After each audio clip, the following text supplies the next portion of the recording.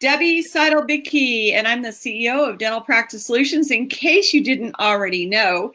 And I am here today with our special guest, and you probably already know who she is. I was in the green room in our lobby, and we were kind of warming up for our Facebook Live today. It's Dr. Rachel Hall. You probably know she's also AKA the Cheeky Dentist. And today we're talking about thriving habits to take your dental practice to the next level. And last time, a couple weeks ago, we met with Rachel Hall right here. And Rachel, welcome. Hey, Debbie. Hey, everyone. Great welcome back. to Thank you for joining us again. I know you have a very busy schedule, and it's the start of your weekend over there in Australia, and I had to have you back. We had such an overwhelming response and a huge crowd that just loved you. It was in the last 30 days, but we're back again. And I want to bring you back in December again because I love it. Yeah, we just really have a lot of energy when we're together and a lot of viewers watching us. So you know firsthand from a dentist point of view, and I wanted to come alongside of you and share. I've been in dentistry, as you know, since I was a teenager, which was just a few years ago. But, That's great. I wanted to ask you some questions so that you can share from a dentist perspective. So to hit your goals, you have a plan, always a plan in place. And I've been able to walk that talk right beside you, holding your hand along the way for a while there. And explain to us about the plan that you've had and the energy. I mean, even if you guys haven't followed the Cheeky Dentist on Facebook and Instagram, I highly recommend it. She has some really fun social media posts. I love the energy in your video messages, as well as the pictures in your posts, and that shows your energy. And that, I think, brings a lot of opportunity to you. So tell us more about that so you can help these doctors to duplicate what you're doing right now. Okay, well, I think if we just go back a little bit, when I started my dental career, I didn't have a plan. I just wanted to do dentistry. I just wanted to drill teeth, and I didn't even want my own business, at that stage. But as time goes on, you realise that you've got things to offer. And even when I started my own practice, it was done because I wasn't happy.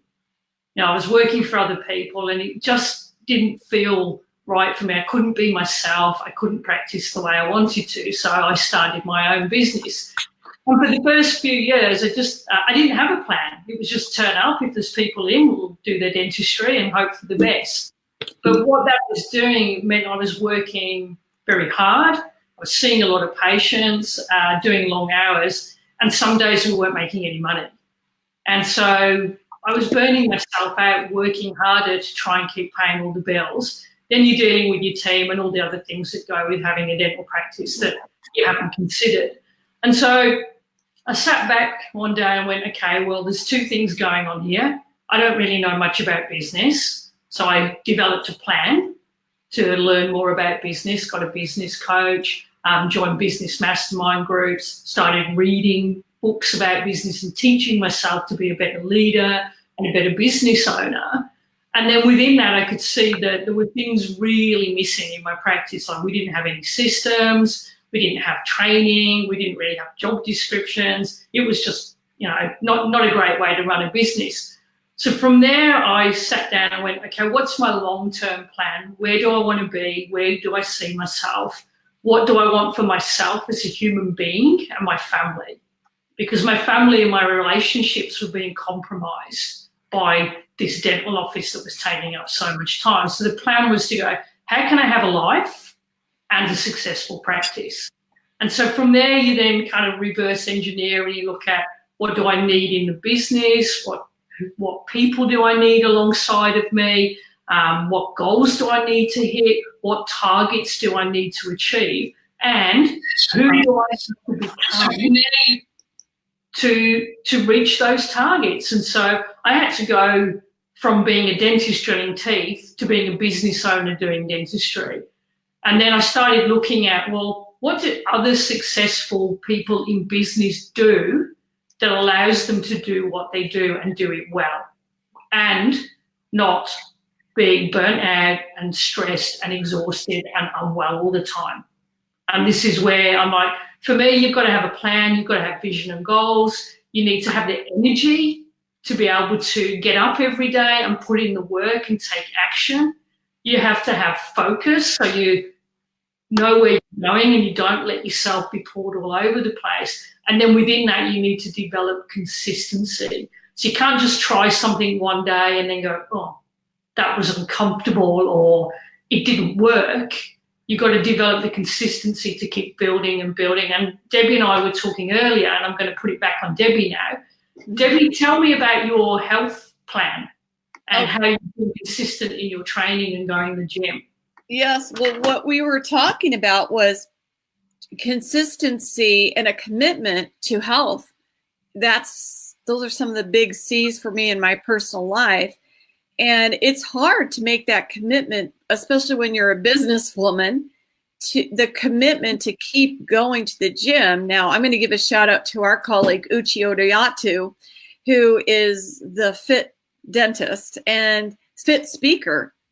And he really has inspired me to just 3 times a week, at least, that I go to the gym and I'll do just 7 minutes of high intensity interval training. And Dr. Rachel and I were talking about that before we started live, is that all I've been doing for probably the last year is consistently going to the gym, and for, I'll do like 2 or maybe 3 minutes of a warm-up walk, and then I take it up to a run for a minute and down and up and down for 7 minutes, and then I'll do maybe a 2-minute cool down.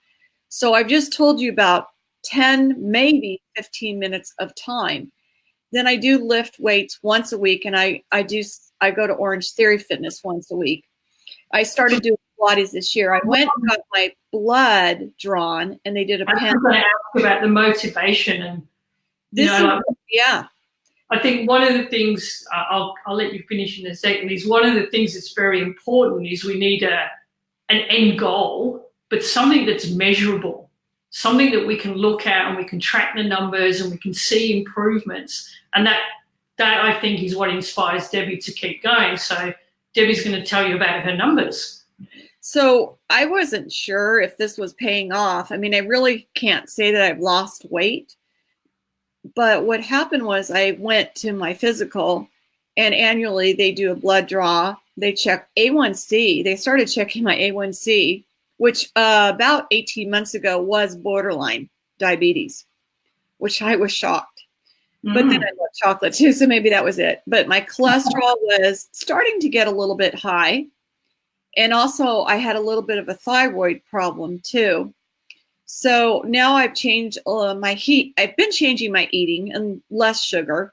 But I really can tell you that the exercise, I believe, is what's helped, because it was the HDL and the LDL, that ratio is perfect. The high density lipids, HDLs, are very healthy. And then the bad cholesterol was just at the average rate. But it's hard to get your good cholesterol up. And I feel like, I eat avocado. Probably I eat about, this is probably not where I'm losing weight, is 3 avocados, but that's good, healthy fat.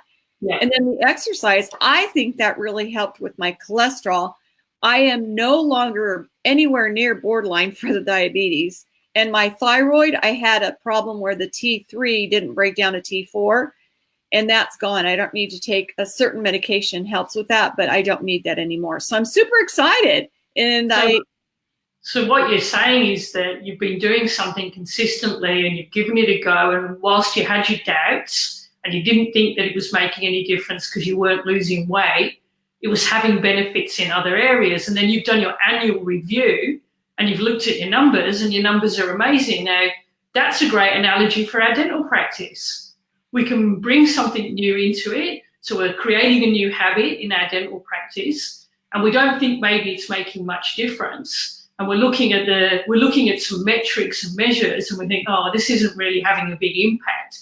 But then when we do our annual review at the end of the year, we really drill down into the numbers. You go, whoa, we've just added $250,000 to our bottom line this year.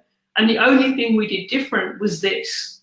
And so then you can start seeing the results, and that creates a habit of growth and introducing new things, being more open, being willing to try something new and different, or even take a bit of a risk in your practice, even though your mind is saying to you, I can't see how this is going to work. Yes. Or you're looking for results in the wrong area. So it might be that you start doing a morning huddle in your practice, and that becomes a new habit for your business and your team. And everyone, you know what it's like, oh, we don't want to meet, it's more work, etc., etc. And you don't see any difference in your numbers, but you see a difference in the efficiency of the practice and the way there's a coherence in the team, communication's improved, the energy in the practice is better because everybody's on the same page. So some of the results can be measured in numbers, and some of the results get measured in outcomes or behaviours. And for us as the dentist or as the leader of the practice, if we can set ourselves up through our daily routine that we've got good habits, we're going to bring in a new energy and a new approach to our business. And so some of the bad habits that we have is that we're easily distracted, we get confused because we're trying to do too many things, or we're reading too many books, or we're trying to take advice from too many places. A really bad habit that I used to have is just taking on too much. I think, oh, well, I've got this project on, I've got this going, oh, yeah, I'll just say yes to everything because I think that's the way I'm going to fast track. But then all that does is it dilutes you and you spread too thin. But the biggest bad habit that we have, and this will cover quite a few things, is making excuses. So we make excuses for why it won't work, and then we procrastinate, and then we need it to be perfect. And perfectionism is just really a sign that we're a bit scared to take action. And so I want you to look at what current habits that you have that are holding you back. So there may be bad health habits where you're staying up late and you're drinking too much coffee, eating too much sugar, and you're not exercising. All those things are going to make you tired, and they're going to make you emotionally down as well. And so if you can look at the habits of successful people, you'll see that a lot of them get up early, they have a morning routine, they exercise regularly, they eat healthily, they sleep well, and they protect their personal time. And so those are things that for me now are very important in my life. So when I get up early every day, and Debbie will tell you this, I'm a 3 a.m. or 3:30 a.m. riser, but that's for me, that works for me. And I get up and I will do a little meditation. I will reflect on the day before. I will make a plan for my day. I will then do a little bit of work for either my dental office or my coaching business or some volunteer projects that I'm part of. Then part of my morning routine is I like to go and have a walk my dogs. That allows me to settle into my body. And then I have time with my family. And so in that 4 hours, I start work at 7:30, but I've had 4 hours before I start work that's about living my life the way I want to live it and being able to put things into place that I know support me mentally and physically, to have the energy and the focus to drive my business and coach my clients. So there are some things there that you can put into place. I'm just looking at my notes. So, how can you improve your state of mind? How can you improve your health, your energy levels, and your relationships? And at the end of the day, what's more important, your dental practice or your family? Your dental practice or your health? So if you're making your dental practice number one all the time, and you're doing long hours and you're there after work and you're not having dinner with your family, what's the point? What really is your goal from your dental practice? It should be to give you a life that you get to choose and to pay you well so that you can go on holiday with your family. You can take time off to be with them. You can go pick your kids up from school or go and watch them in their sporting activities and not be constantly sat behind that chair drilling teeth because you haven't got a plan and a goal and some action steps that you can take. So one of the things that I wanted to say, Rachel, is that one of the things that we were talking about before we went live was regarding holding you back is when the doctor has the vision, the goals, and the plan in place, and they have their focus, and they're trying to be consistent. What I noticed from a coaching standpoint, we were talking about that I was saying to you, I noticed that when we are working on things, and that's the consistency, and people are implementing and being held accountable to implement, I noticed a frown on their face. Yeah. Because people don't like, it feels awkward to be held accountable. It feels awkward to have to practice what we're putting into place. And I was asking, how can we get these team members to turn the frown upside down because I feel like that affects the outcome. Yeah, absolutely. What we came up with is, doctors, it's super important that you understand, and this is something that I would love working on, and I think maybe you do this with your doctors, and we'll talk about how they can, be in your coaching program at the end here, but it's all about your culture. Yeah. And if you don't know how to establish your culture or what that is defined by, if you don't really have that defined, reach out to myself, reach out to Rachel, because we're here to help guide you to understand your culture. And also, it's your hiring process. Do you have the right people in place so that you can be consistent? Yeah, I mean, something that we're very big on, both in my practice and with my coaching clients, is that if you don't create your culture, you're going to have a culture by default. And that culture will be whatever your team brings and whatever you allow in your practice. So if your culture is about turning up late, blaming, moaning, resisting, that's the culture of your office. It might not be what you want, but if you don't lay down in your mind, first of all, if I could make my dental practice anything I wanted, what would it feel like? What would it be like? Well, how would we behave and how would we show up? What are our values? And those are the things that then become your non-negotiables. So like in a relationship, I want to be with someone who's positive and uplifting and supportive and caring. And that should be something that we set as a marker for what we want in our dental practice. So your culture our culture is about being loving, being giving, caring, family, honesty, brutal honesty, to be quite truthful, saying it as you see it, and raising the bar. So one of our values is about asking each other to be more. And so we're constantly in our practice going, where can we support one another to dig deeper and raise that bar? And we hire to those values and we fire to those values. And our culture is about hard work, putting in the yards, having fun while we're doing it, really taking care of the patients and learning, constantly learning and trying new things. So that's how we set our culture. It wasn't always that way. I was a complete micromanager and I was horrible to work for because I was just pushing to get the numbers because that's what I needed because we weren't making any money and I was stressed. But once I could go, hang on, why did you open this practice in the first place? Because I wanted to help people.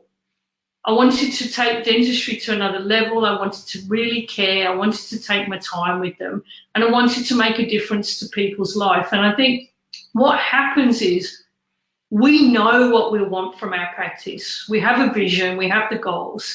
Then we tend to forget it because we're in the day-to-day and we don't communicate it regularly with our team.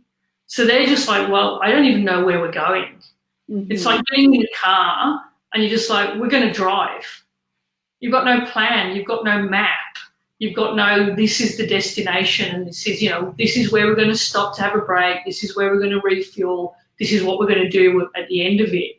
And so if you can help your team buy into your vision and buy into the culture and see that they're a part of something bigger, like for us, it's about all systemic health, making a difference to people's lives and educating them about why their dentistry is important and knowing that every time we say something, it might be so normal to us, but often the patient goes, wow, no one's told me that before. And you see the light bulb go on. that for me makes me smile, and I know it makes my team smile. And then every weekly meeting we have, we share what value did I demonstrate this week, what value did I see one of my team demonstrate this week, and what was our customer highlight. So we'll talk about a patient that we know we made a difference to. And by sharing those stories, it allows us to come back to, hey, this is why we do what we do.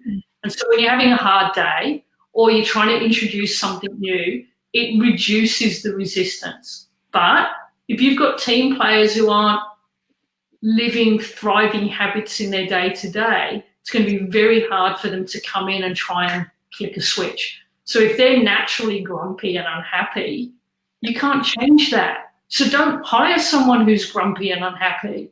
Hire someone who's upbeat and positive and is a go-getter, because that embraces the culture. That creates a lift in your practice. So if you've got someone who's always like, it's going to drag everybody down. It lowers morale. One of the things I want to say is, I've been to your office, Rachel, and as I was driving around in Brisbane, from your office to, I think it's maybe 40 minutes to the airport, 40 minutes to the waterfront. Is that right? If I remember that correctly. As I drove around, I noticed that your dental practice stood out. Thank you. You're welcome. And I think that from the outside, you can see what's on the inside. They both, it's like, how you can say somebody looks really great on the outside, but if you were to peel that onion, you'd see misery in the inside. And what I saw when I was driving around Brisbane was your office just looks impeccable. Thank you. You're welcome. And then when you open the door, it's impeccable. And one of the first things I did when I got to your office, because I had traveled about 18 hours before I got there, I was in the bathroom and, put on some fresh clothes and freshened up. And I remember in the bathroom, it was impeccable. And when I was in your office with your team, it was still impeccable. The way that the patients were treated and the feel was just exactly what you want for your culture. It all matches. Mm-hmm. And that's what's super important. Like, we have a worksheet that we give our clients, and they circle the words that they want to be represented by. So when Rachel circles those words, when you look outside her office and then on the inside, and when you listen and when you see visually, and even when you smell, everything matches. And that's why I can say it's all impeccable. But it's these doctors that are watching this, they need to understand how to do the work to get to that level of consistency in their culture. Yeah, and absolutely. It's not something that happens overnight, because when we're under pressure, we do revert to type. And back then, because I hadn't got good habits and I hadn't got a good support system and I wasn't taking care of myself and it was all work and no play and I wasn't having any fun, I wasn't a very nice human being sometimes to be around. So the culture here was everyone got the blame. And it was only when I stopped and I went, well, you're the common denominator. You're the one who's moody. You're allowing moodiness in your practice. If you don't want moodiness, you've got to be the one. And sometimes it's not natural for us, and we do have to keep chipping away at it, and it's not going to be perfect. And I think so many of us in dentistry, particularly when we employ a coach, we think we should be going from where we are right now to where we want to be immediately. Right. But like Debbie at the gym or running a marathon, you can't get up. You can't get up from being an overweight couch potato who doesn't even walk anywhere further than their car. I was like that for a while, guys. Two, I can put my running shoes on and I can run 26 miles. You have to start somewhere, and it's going to be painful. It's going to stretch you. You're going to hate it. I used to cry when I started running. I used to think I was going to die, and then I ended up doing triathlons. But you've got to build in increments. You've got to be willing to just go, today I'm going to do it again, and I'm going to try a little bit more, and I'm going to try a little bit more, and it builds and it builds and it builds and it builds. And all of a sudden, you're in that runner's high, and it's easy, and you're flying, and it feels amazing. And that's what happens in your dental practice. At first, it's horrible. You've got to break down all the things that you were doing. You've got to take accountability for yourself. You've got to become responsible. You're going to have to stretch and do the things that you don't like doing. And then all of a sudden it falls into place and you're like, wow, this is so worth it. And the team that you have, they either come with you on that journey and they raise and they grow and they're like, oh my gosh, this is fantastic, or they leave because they don't fit the culture anymore and they stand out like that proverbial sore thumb. But you can't just quit. So you can't go, oh, I'm going to run a marathon. I've trained for 4 weeks and I can't run further than a mile without feeling like I'm going to die. You have to push through that barrier and then push through the next barrier and the next barrier. So your comfort zone starts off like this, and it stretches and it stretches and it stretches and it stretches, and you'll hit a point where you go, okay, I've achieved what I want to achieve, and that's awesome. But for a lot of us, you know, I'm always wondering what's next, where can we go to? You then want to stretch that comfort zone a bit more, and you get into what I call the OF zone, because it's like, I'm free falling, I have no idea, I'm freaking out. And then all of a sudden that now becomes your comfort zone. And so you go from, oh, I can't do it, it's too hard, it's too much, to I've got this, I can run, I'm flying. And the next thing you know, you've done your marathon and you've completed it. And then you do your annual review and you go, well, if we did that this year, what can we do next year? You know, when you talk about practicing, I'm kind of thinking like one of the things that you do daily for your consistency is you look at your numbers. Your team, you and your team meet every morning to have a team huddle. You meet every week. So what Rachel's talking about in consistency is they're not looking at the goals. I want to make sure they know that you're not looking at the goals at the end of the year, but it's daily. Daily, and we're seeing where we're tracking. And even within that day, we'll break it down into the morning. Like, are we on track this morning? And if we're not going to be on track, what can we do? Where can we look for opportunities? What can we do to hit that goal? How are we going to make that happen? Who can we get in the book? Is there someone in hygiene who needs some dentistry? Is there someone in my side of the book who needs some hygiene? Is there an opportunity for a night guard or some whitening, or to do an extra filling on that person? So we're always looking at ways that we can hit the numbers and be consistent. And we review that every morning. So we'll talk about, this has been the production so far this month. This is the target. Are we on track? Are we off track? And if we're on track, we Mexican wave around the room. We have a little woo, and everybody celebrates. And then we look at the day. Are we on track for the day? And everyone's working towards how we can get on track. Yeah, so I was in an office today consulting, coaching them. And when they started out their team huddle, they said that they were $4,000 below their goal. This was their 5th day working in the month of November. And it's, you know, it sounds like a lot, but you know what? I mean, break that down into how many services is that? You know, and it could be a bridge, and maybe if you do endo, it could be a bridge and a root canal that'll get you there to that. And that can happen. And it's so important that you look at those numbers every day, because if you're $4,000 below that goal, now today we know we can overcome that little $4,000 hurdle to meet our goal. And then I was just going to interject, but then that becomes a habit, it becomes a mindset of looking for, is there an opportunity? Can we do more? Can we add to that target? Yeah. And then that becomes a habit of the team. Yes. And that's a thriving mentality, and the team are working towards that. And look, it's not just about money. It's about, you know, if we don't make a profit in a business, the only thing we're going to end up is bankrupt. And you don't open a business with your goal to be bankrupt. Surely not. Or for your goal to be, I'm not going to take a wage. Your goal is that you want to do your dentistry, love what you do, have low stress, be paid for it, and whatever that is for you. You know, you want to be able to pay your bills and your mortgage and enjoy your family and your home life.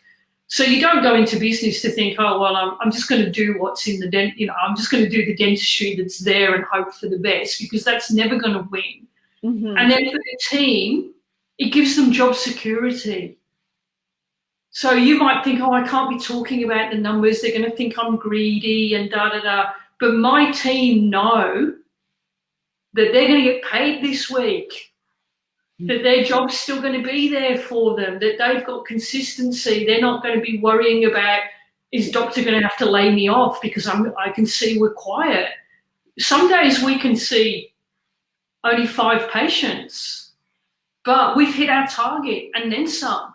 So we don't worry. And then anything else is icing on the cake. Mm-hmm. It means that we can get somebody in and do a consult and go, that's okay, you know, that's a low value thing, but it has a potential to be big value. Mm-hmm. And so also with the team, when we hit our targets consistently, we reward them.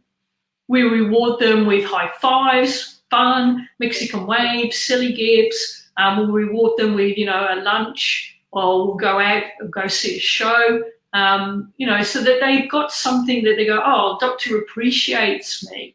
And I think a good habit that I've got into is I tended to focus on the negatives. Like, we didn't make enough money today, so-and-so didn't do this, I was annoyed by that, da-da-da-da-da. And I'd only speak to my team when they'd done something wrong. It's not a nice culture. Because for me, I don't need someone to pat me on the back and tell me I'm doing a good job. So I didn't think other people needed that. Duh. Bit dim, but you realise that people do need that. They need to know when they're winning. And so just saying to somebody, hey, great job, I love the way you dealt with that patient on the phone, or thank you so much for getting that extra appointment in, or you did really well here, or you were super efficient there, and thank you for making sure everything was on track. That is appreciation. But then you also have to appreciate yourself and what you're bringing, the qualities that you have, and then show gratitude. And those things lift your culture, they lift you, they create a positivity. And now what I do is every morning I make my plan, I look at the things that I'm grateful for, I say my thanks to my life and to God, because I am a religious person. And you know, I thank God for my family, for my health, my well-being, the patients that are coming today. I'm grateful that people come and see me. I appreciate that they book in with me when they could see another dentist. And then at the end of the day, I make a list of all the things that happened today that I'm appreciative of. And if you can't do that, then maybe you just look more at your life and go, I appreciate the fact that I've got my dental degree. I appreciate, you know, this, that, and the other. And then you start being able to do that more naturally. And then you're able to give that back, and you're able to reflect that to others, and that lifts the culture and the energy in your practice, as well as knowing you're hitting your numbers, which is a great feeling. I don't know if you're probably familiar with this, and those in, especially, I think they're in the Pacific Northwest here. It's Vishen Lakhiani. Have you heard of him before? No, I haven't. It's Vishen and then Lakhini. And he has a visualization meditation. And I did that yesterday morning, and yesterday was on gratitude. And he wants you to every day think of 3 things that you're grateful for. Absolutely. But if you can't think of anything that you're grateful for, it's just that I'm here listening to this right now, that I can open my eyes. There are little things that you can start with. Exactly. I mean, like, how many people, when their alarm goes off on the morning, go, oh God, no, not another day. I'm like, how ungrateful is that? You know, I wake up on a morning and I'm like, thank God I'm still here. Amazing. I've got another 24 hours to put in. Fantastic. You know, and those little things, while it may sound trite, it is a completely different mindset. I mean, I used to hit my alarm and just snooze, and oh God, I got to go to the office, and I don't want to be there, and I hate it.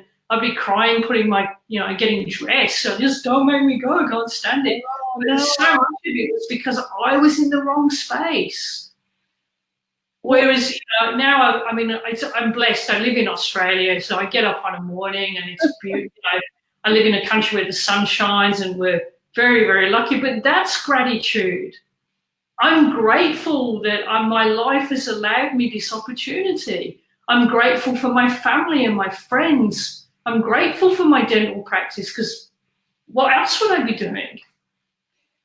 I wanted to just say that, because I went through that process, and yesterday after I had a coaching call in the morning, and then I had some meetings in Seattle. It was a 3-hour drive. So I'm about 90 minutes into the drive, Southern Washington.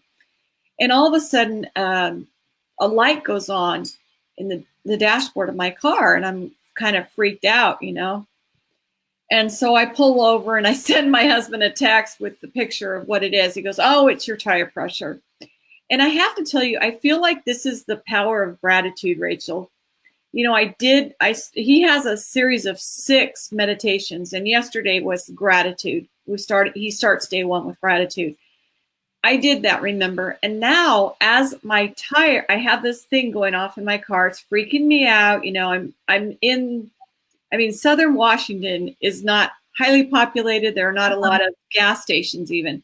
But when I look over to the left, you know what was there? Not just a gas station, Rachel. It was a truck stop. And, and then imagine it was something to do with the tire pressure. And there was a stop for truckers with a gas station and a big garage where all they did in the garage was tires. I feel like by doing the gratitude for maybe 3 minutes, I'm thinking to myself, what kind of energy did I put out to the world that this happened at the perfect time? And there was the nicest young man in there who helped me get my tires working. And I made it to Seattle. Yeah, and then you've got something to be grateful for. I think that's quite incredible, and that happens a lot. Look, I can see that in my own life and in my dental practice, where I was working at not my office, but I was working as an associate in the job I had before I started my office. And I'd turn up for work, I was frustrated, I was resentful, I was only there for the money, I didn't like the patients. And in return, I had patients who didn't like me, were, the ones who tell me, "I hate you, I hate coming here." They resented having the dentistry done. They always complained about the bill and that it was too much money, etc., etc. And then I had a shift in my own life where I realized that I wasn't very healthy internally, emotionally. And I started to shift to, I'm loving my work, I appreciate my patients. If I take care of them, the money's going to come anyway. And my patient base changed. And I got patients who loved me and enjoyed coming and wanted their dentistry and hardly ever complained about the bill. And even patients previously who couldn't stand me, they shifted. Because what I was putting out was a different vibe and a different energy. And I was like, wow, this is powerful stuff. But I was going to say something about gratitude, is that it's very easy to be grateful for something that makes you happy or gives you something back. It's much harder to be grateful when we're having a challenge, right, or a down moment. But I was sharing in a video just this week that my biggest lessons have come from my mistakes. They've come from my failures and the things that I've had to struggle with. And so I'm grateful for those things, because without them, I wouldn't be the person that I am. I don't mean that I want everyone to have a tough life, but we do. We have ups and downs, and we're going to have difficulties. I'm always grateful for that lesson. There's always something in that allows you to stretch and grow and dig deeper. And I really, truly believe that life, the universe, gives you what you're already capable of saying yes to, and you're already capable of dealing with it. You just don't know it at the time.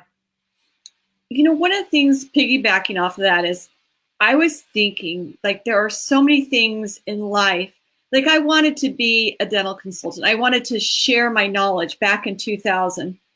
And you have this dream, and you doctors or hygienists, anybody who's watching this, you had this urge, and there's a reason why.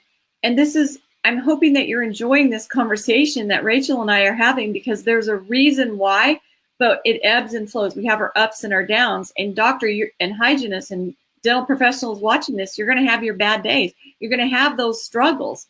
But if you can have the open mind to be consistent, to actually have your plan in place, and the energy to think of the things that will help you even fail forward, you will be successful. Right now, there's probably somebody watching this that is having a difficult time and they don't know how to get over it. One of the things that I did, I went through a really hard time in 2010. It felt like the world was crashing down on me. And by the way, last Friday was my worst day of 2018. I said to my girlfriend who told me about the 6 meditations by Vishen, I was telling her I felt last Friday like I was in the middle of a battlefield and everybody was shooting at me. And I tell you, doing the gratitude really helped. And when I was in my worst moments in 2010, going through a really hard time in life, what I did was I kept a gratitude journal by my bed. And I want to recommend this for anybody who's watching this, who's having a difficult time, even if you're not a dental professional and you're watching this, because I wrote down 3 things I was thankful for that day. And I can tell you within 2 weeks of doing that, especially doing it at night, there's something in your brain that changes with gratitude. My life has totally blossomed since then, as you know, Rachel. Yeah. You've never known me since 2010. You didn't know me in that time. But my life, I've learned so much. I failed forward since 2010. And I think that's really crucial, is that if we're in a hard space, it's very easy to spiral downwards and be negative. And I think as dentists, we're conditioned that we're the ones who've got all the answers, that we know what's best, we should be able to diagnose the problem and fix it. But when it comes to ourselves, we tend to withdraw rather than go outwards. And I think we see it as a sign of weakness to actually say, hey, I need some help here. I don't have the answers. But for me, that was the thing that shifted for me, is when I'm like, I don't have the answers. I don't know what to do. What I've been trying isn't working, and I've been doing the same thing over and over and over, and it's not making any difference. And that's, Einstein's definition of insanity. And so I go, okay, well, I need to reach out here. I need to say to my family, I'm tired. I can't do this on my own. I need some support. I need to reach out to my friends and colleagues and do the same. And you know what? When you do that, their hearts open so much. People want to help you. People want to see you succeed, because that lifts them. And, what is it? The rising tide lifts all ships, or something like that. That is what we're like as people. We don't want to tread on each other. I know there's some nasty people out there, but the majority of us have got big hearts. We're very generous, very caring. And so if you are in that space where you're struggling, reach out, whether it's to a colleague, your partner, a friend, a counsellor, another professional. Don't go through it on your own. We're all here together. We all know what it's like. Dentistry is demanding. It has a lot of challenges. We are trying to look after the patients. We're wanting to do perfect dentistry. We're wanting to make money, look after our team, but we're not looking after our own health and well-being. And that's why we have such high rates of depression and suicide in our profession. And that is not right. We've gone to dental school and we've been taught to learn and understand about what makes a healthy body. Yet we don't live that as the example. Mm-hmm. And you can't put a veneer over your emotions every day and think it's going to be okay. Eventually that veneer is going to crack, and so will you with it. You've got to start developing those habits that support you to be healthy and wealthy, but also be willing to know that nobody does it alone, that you all are working together for the greater good. Rachel, we've been talking now for about 40 minutes, and I think this has been very helpful. I'm hoping to some of the doctors for getting into healthy habits. Mainly, we're talking about self-care. Mm-hmm. But I want to kind of transition into, the reason why a lot of doctors have the stress and that they feel they don't have the time for self-care is that their dental practice isn't running smoothly. Right. And I want you to share with the doctors what you're doing. And then if you would be, let me say something too. We both, Rachel and I, really are both people that care about you. I mean, we get a big high over seeing you, doctor, be very successful and have a great life, living the life of your dream. Yeah, and I love seeing my clients become superstars. Yeah, I mean, that's the exciting part. They've done it. They've done the work. Right. They've done the shift. I'm just facilitating.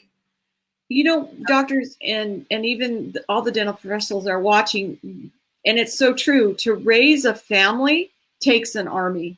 Yeah. And to get, we've helped our clients. I'm going to be bold, Rachel. I mean, our clients this year, like one of our clients, I just posted it last night. I was so excited because we're doing our monthly reviews from October to establish our goals for November. And one of our clients increased production by $100,000.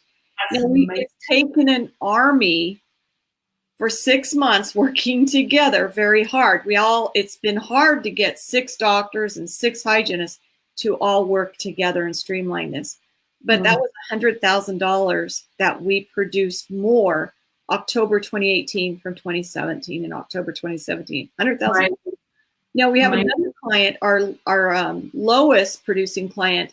He's $100,000 more this year in collections. And he actually just joined a gym because he's been working on himself this year. So we've been helping you right now to work on yourself, but that will, when you can streamline things, you can do that. But Rachel, tell us how you can help the doctors. Well, one of the things that I did to streamline my practice was look at the way I was working, look at the systems that were needed to make it work smoothly, and then to delegate those tasks and systems to my team. That took a lot of trust, but you've got to let go. And I also looked at the way I was working within the practice, the way the appointment book was structured and scheduled, and how we could adjust that to support the production and a better flow in the practice. And I also looked at our fees and how I was billing for my treatment. And I know over there in the States and also in the UK, a lot of it's on insurance plans, but there are ways that you can do fee-for-service, guys, and I think that really is the way forward to be able to take better control of your practice. But even in an insurance-based dental office, you can still book your appointment book where you go, I need a good mix of treatments so that there's a flow, that my energy is supported, and also the flow of the cash into the business is also supported. And so within my coaching program, what I work on with my clients is first and foremost their habits, their mindset, their goals, where they see themselves, things that they're tolerating that they shouldn't be, and how they communicate and show up with their team. We work on their leadership skills. We do all those things first, so we've got the groundwork in. And I say to them, what does success look like for you? If we were sat here having this conversation a year from now and you're looking back, what needs to have happened for you to feel successful? Is that more time for yourself, more time with your family, time with your spouse, less hours at the practice, having taken holidays and days off?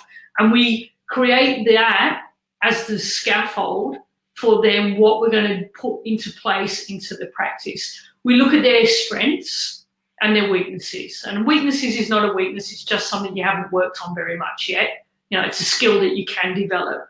So we then look at communication, leadership, their team, their culture, and that feel of the business before we go to work on cash flow, finances, treatment planning, case acceptance, marketing, and all the other little bits and pieces, customer service and sales and all those things, and the front desk phone skills. But until that doctor is handling themselves better and having a plan to make that happen, those other things are going to just create overwhelm. There is no point us trying to get 10 more new patients every week for them if they're still withdrawn and can't communicate. Mm-hmm. And they can't diagnose and treatment plan because they're sitting there with this mindset of, oh, I work in this area, my patients can't afford to have that done, so I won't even tell them they need it. They need to believe in themselves and believe in their dentistry and have their team believing in that to create the energy that then allows them to improve the bottom line and the communication with the patient. So Rachel, what I want to post up here, and we're going to put this on, I'm going to put it on my YouTube channel, and then I'll give you the link to put on yours as well. But I want to write down, do you have the web page now where they can enroll in that? It's like a mastermind group that you have? Yeah, so at the moment we're doing an online program that's going live. I'm going to be actually teaching that live. So if you want some direct access to me, I'm only going to be doing this one time. And within that group, I'm looking for 4 special people who are going to join what I'm calling my 4x4 experience. So that group's going to get intimate coaching, they're going to get time with me, they're going to get one-on-ones, and they're going to be supporting and accounting to each other. So what I'd like the doctors to do is to take a little test that we've set up so they can start going, okay, this is the way Rachel's going to be asking me to think. So it's called www.drillandfilltest.com. So that just gives you a little taster of the things that we're going to be introducing and getting you to think about in your practice so that you can become more systemized, more streamlined, and delegate things off to your team, which are going to leverage your business. At the end of that, you get a link to a video training. And in that video training, you're going to get some great stuff. And I'm going to talk to you about the program, and you can enroll in the program as you watch that video training. So, Rachel, is that drill and the letter N, Phil? And drillandfilltest.com. Okay. All right, so I'm putting this in our feed here, and then we'll also add it to our call outs. Yeah. Edit this. Drill. Yeah, at the moment, I'm not taking any one-on-one clients at the moment because my books are quite full and I'm very busy, and I want to get this. One of my visions has been to get this online program up and running so that people can just come in and access it. And this first time around, I'm like, I don't want it just to be you there with some videos of me on your computer. I want to help you implement. I want to be part of this with you. And so my plan is this 12-week program with me on board. You've got a private Facebook group. We're going to be doing Facebook Lives, coaching, Q&As. It's going to be ballistic. You're going to get so much value out of it. You'll be like, wow, that's amazing. But there is that opportunity for those of you who want more of a hands-on to join the 4x4 experience, which is a different level to just the program on its own. Okay. And then I want to also encourage them to follow you. It's really fun following you. And you're conquering the world. Everybody all over the United States knows who you are now. So making me blush. The cheeky. And she's and look, I'm behaving myself because I'm on Debbie's show and not mine. And I am quite cheeky. I am a bit naughty. Occasionally I may swear, but I do hold it back. But dentists, I pride myself on being very real and very earthy and telling it like it is because I really care about you.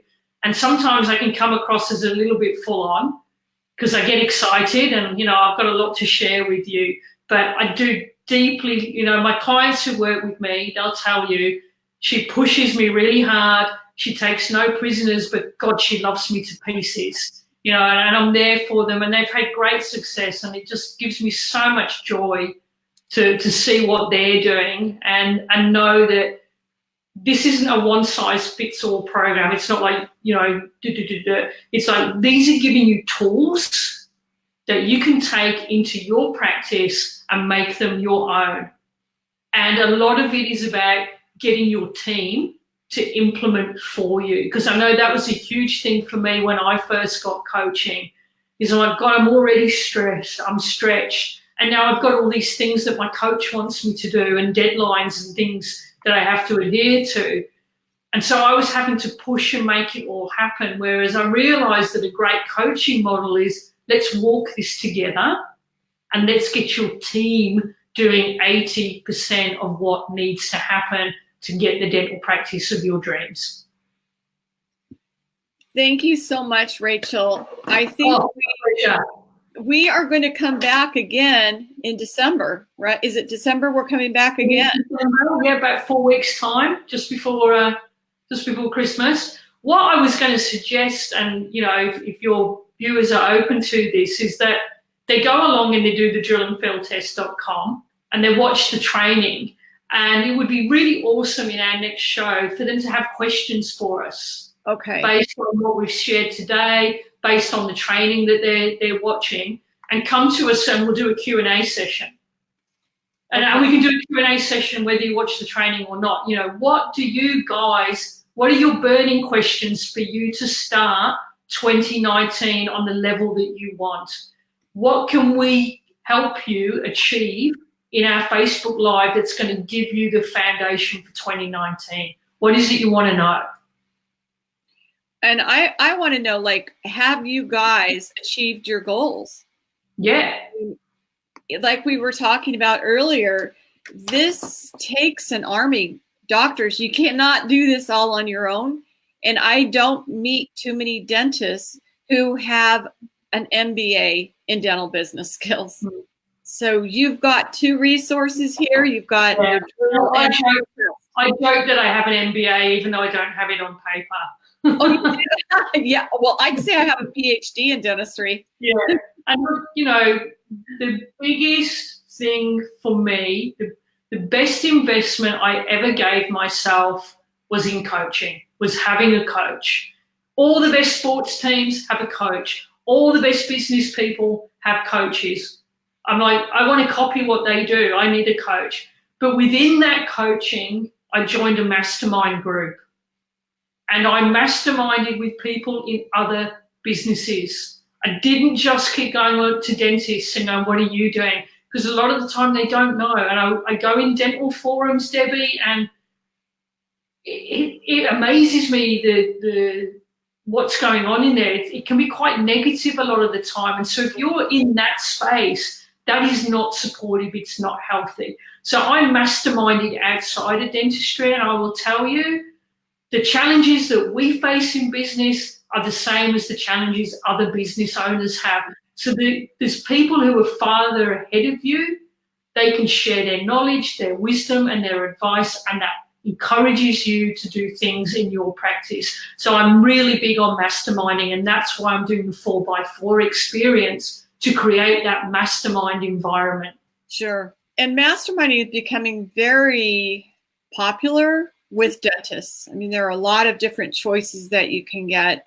And the cheeky dentist, she's got. Yeah, I'll share with you is I have two coaches who work with me in my business, and we work on the business side of the business and taking us now to a whole new level. Mm-hmm. And I also have two coaches who I work with on a personal level for my coaching business. And I've just finished up with a mastermind group where I've gone, we've hit the ceiling, and I'm now joining a new mastermind group, which terrifies me because these people are so successful. I feel so out of my depth with them, but I know that what I'm going to get out of it by stretching and getting out of that comfort zone is going to be amazing. And look, these things cost money. They don't come for free, but they are an amazing investment, because when I had my first coach, I was looking at how much I was spending, but then I looked at where that took the business and the information that gave me that I have used for the last nearly 10 years. and gone, I have got so much return on that investment, it's not true. And with every coaching program, I've always got something out of it that I've gone, wow, that has allowed me to just do much more. I work 3.5 days a week and have a 7-figure dental practice based on one dentist and one hygienist. And we have a 7-figure. We nearly hit double seven, no, not double seven, but we nearly broke our best ever.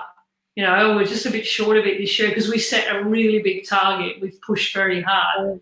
But, you know, I look back and I go, wow, who'd have thought that we were capable of doing that when I was in a practice that was struggling to even make $500,000?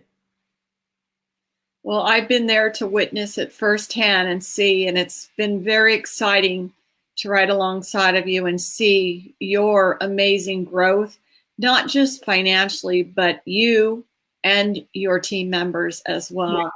Thank you for letting me tag along with you.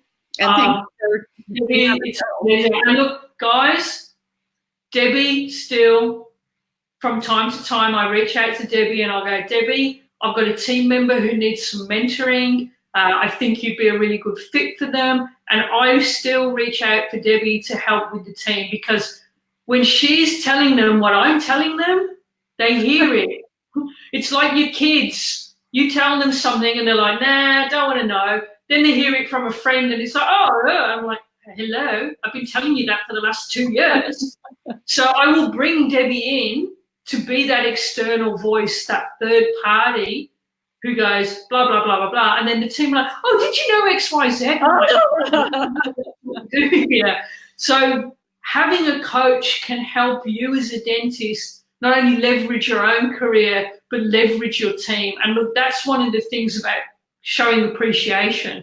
For me, it's like, hey, team, I'm investing in you.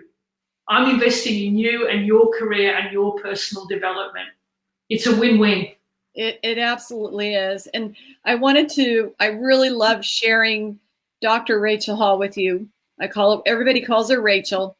And I love sharing her with you because she is the perfect example of what a doctor can have if they work on their systems and themselves, having an amazing life like you dreamed of the first day of dentistry. Yeah, absolutely. I wanted to be a dentist since I was 13.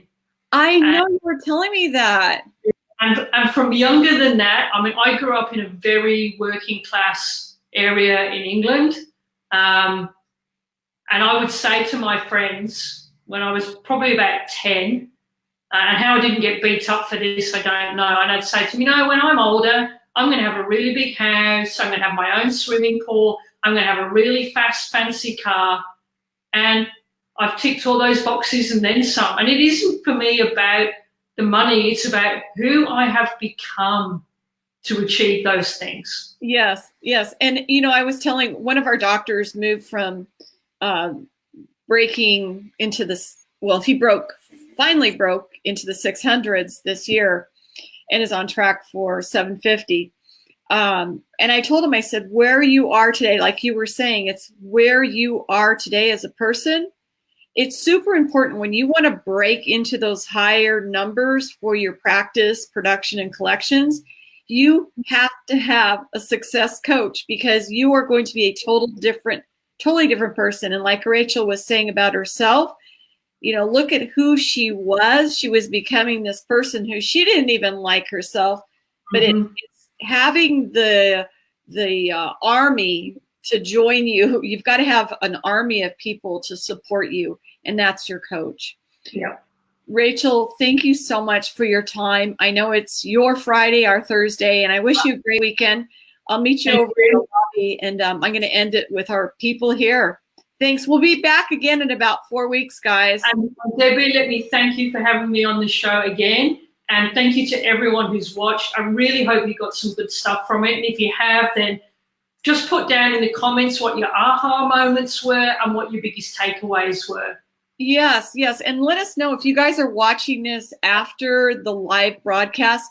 let us know that you're watching it later and tell us what is one big aha that you got from this. Is it your personal life? Is it the systems in your practice? And, you know, another thing before we go, one more thing I want to ask of you guys. Please email us questions. It's admin@dentalpracticesolutions.com, and Rachel and I will be happy to answer those questions for you personally and on our next Facebook Live. Yeah, and we'll give you a shout out too. A shout out? Yeah. To? We'll give them a shout out. We'll let everybody know who you are. So you can have a little play. Actually, I mean, I want to make sure that they see their answer, so I'll respond personally, and I'll give it to you, Rachel, to respond. Yeah, I'd love that. That'd be so much fun. We really want to make sure we're giving you value. Yes. Thanks, guys. We'll see you soon. Thanks, everyone. Take care.